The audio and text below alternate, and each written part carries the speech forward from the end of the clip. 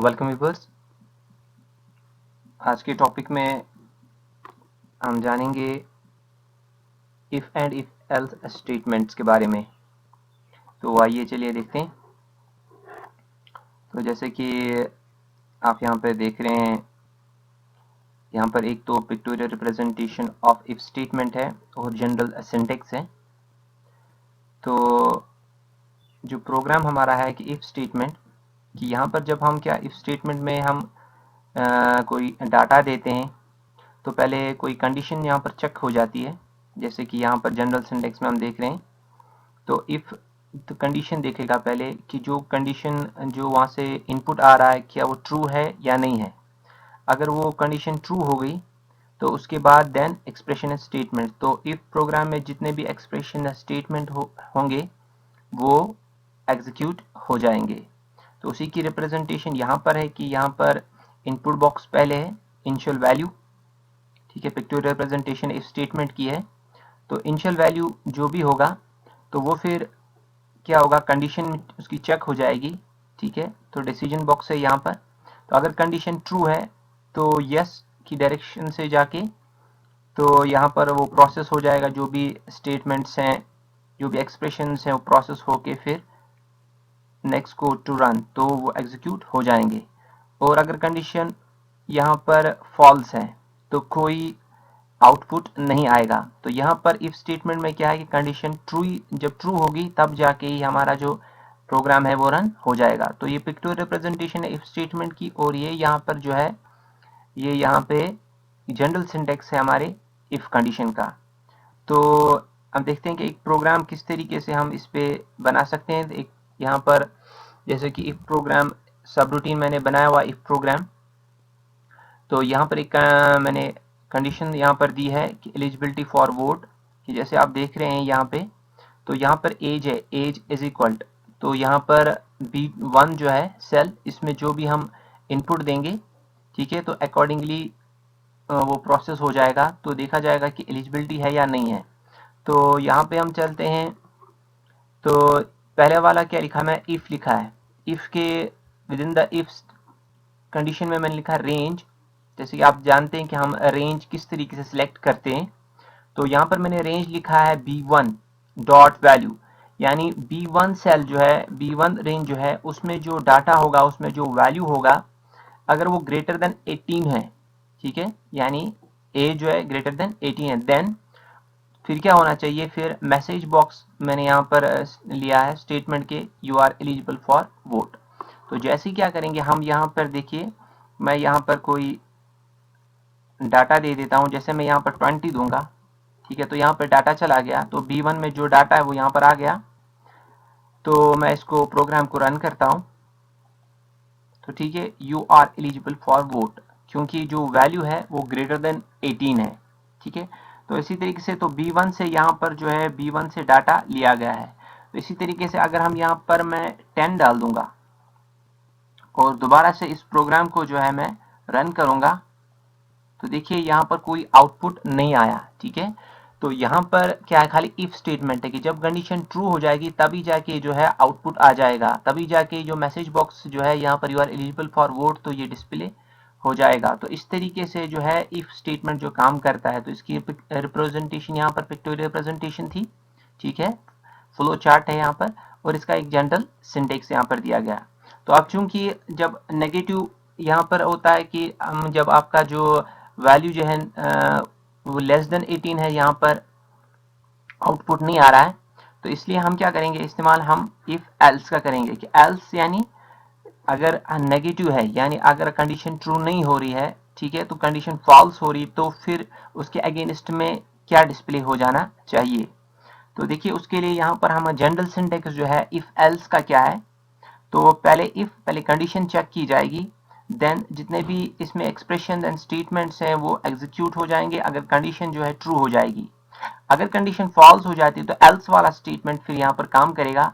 तो एल्स में जितने स्टेटमेंट्स एंड एक्सप्रेशंस हैं तो वो काम करेंगे, वो एग्जीक्यूट हो जाएंगे। यानी इफ कंडीशन पे, अगर इफ कंडीशन में जो ट्रू हो जाएगी तो ये स्टेटमेंट ऊपर वाले स्टेटमेंट चलेंगे, और अगर वो फॉल्स हो जाए तो एल्स में जितने स्टेटमेंट एक्सप्रेशंस हैं तो वो चल जाएंगे, ठीक है। तो इसी प्रोग्राम को हम जैसे यहाँ पर फ्लो चार्ट के थ्रू हम इसको समझ सकते हैं। तो इनिशियल वैल्यू जो है, ठीक है, यहाँ पर इनिशियल वैल्यू जो हमने दिया, उसके बाद चेक किया जाता है, डिसीजन बॉक्स में जाता है। तो डिसीजन यहाँ पर दो हो सकते हैं। तो चेक कंडीशन, यहाँ पर कंडीशन हो जाएगी, अगर ट्रू है तो यस, तो कोड ए एग्जीक्यूट हो जाएगा, और अगर नो है तो कोड बी एग्जीक्यूट हो जाएगा।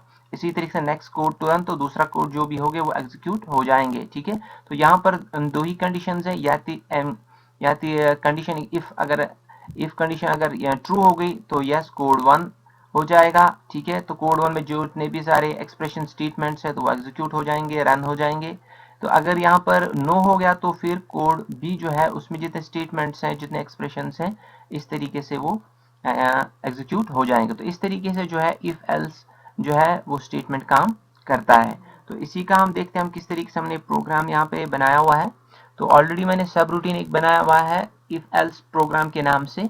तो यहाँ पर मैंने वही वाला स्टेटमेंट लिया, मगर एल्स यहाँ पर मैंने इस्तेमाल किया है। तो इफ जो है, if range b1 dot value, यानी बी सेल जो है उसका अगर वैल्यू जो है, डॉट वैल्यू क्या है, प्रॉपर्टी है रेंज की, ठीक है। आप जानते हैं, हमने पहले ये डिस्कस कर चुके, ऑब्जेक्ट क्या होता है, प्रॉपर्टी क्या होती है।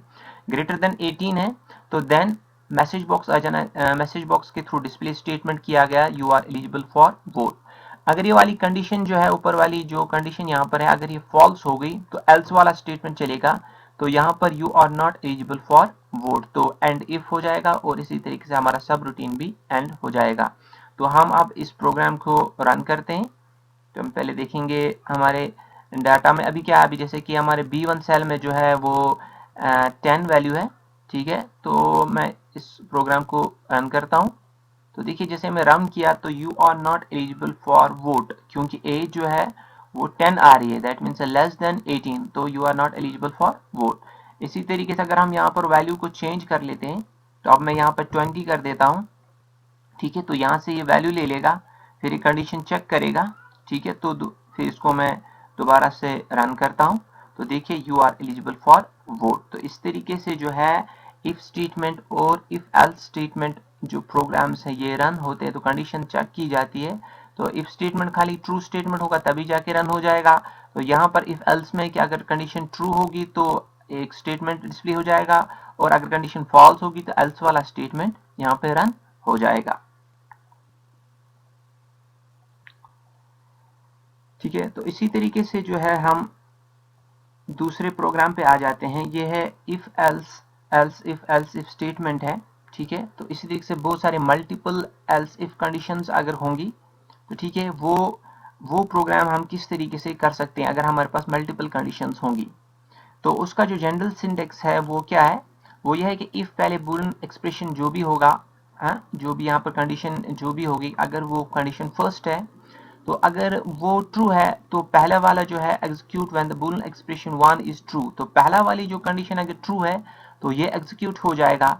अगर पहली वाली कंडीशन ट्रू नहीं है तो एल्स इफ यहाँ पर दिया गया है, तो ठीक है, फिर दोबारा से एल्स और एक कंडीशन देखेगा, if condition true, Boolean expression 2 यानी कंडीशन 2 जो है वो ट्रू है, तो यहाँ पर एग्जीक्यूट उसमें जो स्टेटमेंट्स हैं तो executes when the Boolean expression 2 is true.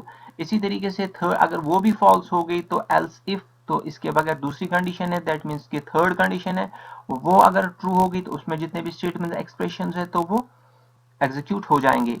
और अगर ऐसा नहीं है तो फिर डिफॉल्ट स्टेटमेंट आ जाता है, तो execute when the none of the above condition is true, जब ऊपर वाली सारी कंडीशंस जो हैं फॉल्स हो जाएंगी, उनमें से कोई भी कंडीशन ट्रू नहीं होगी, तो फिर जो बाय डिफॉल्ट स्टेटमेंट एल्स वाला तो वो एग्जीक्यूट हो जाएगा, ठीक है। तो ये जनरल सिंटेक्स है इफ इफ स्टेटमेंट का। तो इसका हम देख लेते हैं कि ग्राफिकल रिप्रेजेंटेशन जो है वो क्या है। तो देखिए यहाँ पर जैसे कि पहले हमारा इनिशियल जो वैल्यू होगा ऊपर, ठीक है, तो यहाँ पर पहले डिसीजन बॉक्स में जाएगा, तो बूलियन एक्सप्रेशन 1 है, ठीक है, तो डिसीजन बॉक्स में चला गया। तो जैसे ही यहाँ पर कंडीशन ट्रू हो अगर हो जाती है तो फिर स्टेटमेंट 1 डिस्प्ले हो जाएगा, और अगर कंडीशन फॉल्स होती है तो नेक्स्ट कंडीशन आ जाएगी बूलियन एक्सप्रेशन ट्रू। तो इसी तरीके से अगर वहां कंडीशन ट्रू होगी तो स्टेटमेंट 2 जो है वो एग्जीक्यूट हो जाएगा, और वहां पर अगर फॉल्स हो गया तो फिर एक कंडीशन नेक्स्ट जो होगी थर्ड कंडीशन है उस पर चला जाएगा। तो इसी तरीके से n टाइम्स ऑफ कंडीशंस जो हैं वो एग्जीक्यूट हो जाएंगी, और अगर यहाँ पर nth कंडीशन जो ट्रू है तो स्टेटमेंट n जो है nth स्टेटमेंट जो है वो एग्जीक्यूट हो जाएगा। तो सारी के सारे जो condition at the end result क्या आएगा, रेस्ट ऑफ द कोड जितना भी एक्सप्रेशन जितना भी इसका आउटपुट निकलेगा वो डिस्प्ले हो जाएगा। और यानी जो भी जहां कंडीशन पे जिस कंडीशन पे ये जो स्टेटमेंट है जो भी अगर ट्रू हो गया तो स्टेटमेंट 1 हो जाएगा, अगर कंडीशन 2 पे स्टेटमेंट ट्रू हो गया तो स्टेटमेंट 2 एग्जीक्यूट हो जाएगा। इसी तरीके से 3 4 और लास्ट में जो हमारे पास nth स्टेटमेंट जो है वो हो जाएगा। अगर सारी कंडीशंस फॉल्स हो गई, ठीक है, जैसे कि आप देख रहे हैं यहाँ से राइट साइड से सारी कंडीशन फॉल्स होगी तो लास्ट में क्या आ जाता है, एक डिफॉल्ट स्टेटमेंट आ जाता है। तो वो जाके फिर जो उसमें कोड जो होगा रेस्ट ऑफ द कोड वही कोड यहाँ पर डिस्प्ले हो जाएगा। वरना जो स्टेटमेंट 1 में जो कोड है वो डिस्प्ले हो जाएगा। अगर यहाँ पर ट्रू हो गया तो स्टेटमेंट 2 का कोड यहाँ पर रन हो जाएगा। इसी तरीके से nth स्टेटमेंट है तो वो रन हो जाएगा। अगर ये सारी कंडीशन फॉल होगी तो डिफॉल्ट स्टेटमेंट जो है वो फॉल्स डिफॉल्ट स्टेटमेंट जो है रन हो जाएगा।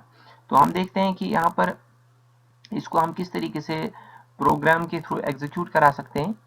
तो यहाँ पर हम प्रोग्रामिंग विंडो पे मैंने एक यहाँ पे प्रोग्राम ऑलरेडी बना हुआ है। तो ठीक है, यहाँ पे एक सब रूटीन है ग्रेड नाम से है, ठीक है। तो सब रूटीन ग्रेड नाम से एक बनाई गई है। तो हमारे पास मैक्रो क्या है, ग्रेड है। तो यहाँ पर एक वेरिएबल डिक्लेयर किया गया है डिम मार्क्स एज इंटीजर, ठीक है। तो पहले यहाँ पर क्या है, जो मार्क्स है ये वेरिएबल है, इसको पहले से हमने डिक्लेयर किया है क्योंकि ऊपर जो ऑलरेडी एक स्टेटमेंट आया हुआ है ऑप्शन एक्सप्लिसिट। तो आप जानते हैं कि अगर पहले से कोई वेरिएबल डिक्लेयर नहीं होगा तो फिर हम जाके डिक्लेयर करके उसको वैल्यू दे देंगे तो यहाँ पर क्या आ जाएगा, कंपाइलर एरर आ जाएगा, जैसे कि हम पहले इस चीज को डिस्कस कर चुके प्रीवियस वीडियोस में।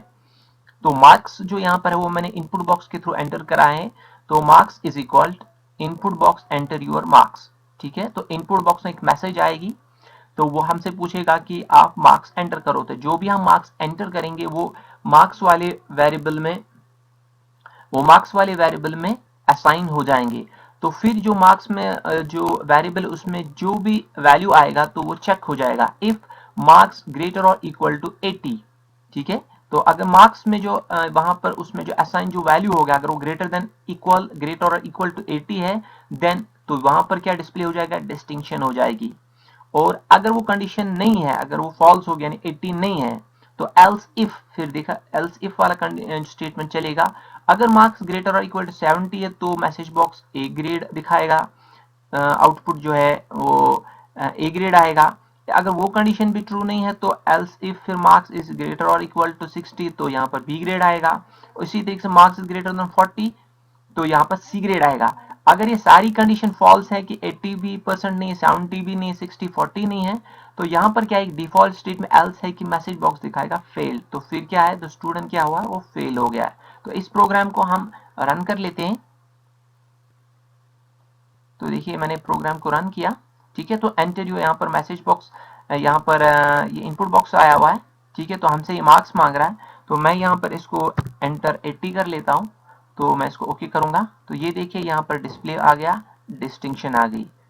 ओके तो दोबारा से मैं इसको रन करता हूँ और अब की बार मैं क्या करूंगा, मैं इसको 60 दे देता हूँ, ठीक है। तो मैं इसको ओके करता हूँ तो देखिए बी ग्रेड आ गया है। तो तीसरी बार मैं इसको रन कर लेता हूँ तो देखता हूँ अगर मैं 30 दे देता हूँ ओके तो ये देखिए फेल, ठीक है। तो इस तरीके से जो है प्रोग्राम एग्जीक्यूट हो जाता है। तो व्यूअर्स हमने देखा कि हम किस तरीके से जो है इफ एल जो मल्टीपल स्टेटमेंट्स हैं तो किस तरीके इसका एक जनरल सिंटैक्स है और इसका हम अपने जो फ्लो चार्ट है वो भी देखिए, पिक्टोरियल रिप्रेजेंटेशन भी देख ली इसकी, तो किस तरीके से ये काम करता है और इसकी एप्लीकेशन क्या है, किस तरीके से हम जो मार्क्स के जो ग्रेड्स हैं वो हम डिफाइन कर सकते हैं, इन पे हम प्रोग्राम को इम्प्लीमेंट कर सकते हैं। तो व्यूअर्स आज के लिए इतना ही। तो हमारी जो चैनल है गेट नॉलेज ऑनलाइन, इसको आप सब्सक्राइब कीजिए और बेल आइकन को क्लिक कीजिए ताकि आने वाली वीडियोस की नोटिफिकेशन आपको मिलती रहे। और अगर आपको हमारा अगर आज का जो वीडियो है इसको पसंद आया हो तो इसको लाइक कीजिए और शेयर कीजिए। Thanks for watching.